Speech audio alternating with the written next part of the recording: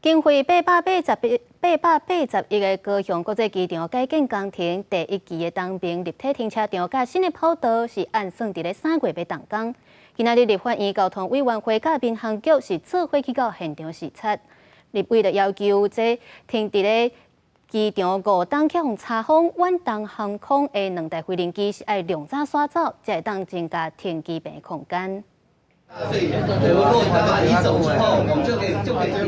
四个小费。立法院交通委员会立委甲民航局官员实际来到停机坪视察，这2台国法院查封5年的远东航空飞行机，未来总算被刷走，将空间留出来，安尼会当阁加出4个停机坪，希望吸引新的航空公司来进驻，增加高雄的航线。 这个高雄航厦其实总共有48个机坪，那长期就是需要指定使用的部分大概有4个机坪，机场内有一块空间，我们会把它作为这个3个机坪对中期，那所以说未来来讲大概会维持在这个38个到41个机坪之间，来供这个相关业者要进驻在这个机场或者是飞到这个机场使用。高雄国际机场的改建按算今年3月份要动工，会维持38至41个停机坪通使用，有航空业者建议要增加休眠停机坪贵宾室，尤其甲民众上有关系就是选择。目前唔那点计少，选择的种类嘛无多。民航局会重新调整空间，伫国际航厦这边来量出3个空间，规划做餐厅甲店头。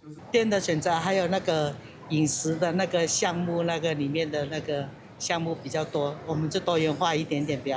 比较方便了。 尽量在这个出入大厅的部分提供给旅客的商业服务，所以我们今年也选择了这个出境的部分有2个点，然后入境的部分有1个点，在做这个商业服务设施的一个招标。疫情过后，这2年高雄机场的航班已经回升到疫情进前的95%，载客量也回升到81%。尤其今年佫增加7条新的国际航线。民航局表示，因为机场的改建是哪营运、哪程度、哪型格，要顾虑到安全甲附近民众的感受。 将影响降到上低，规个改建工事会伫2032年完成。记者柯家如、邱朝阳高雄报道。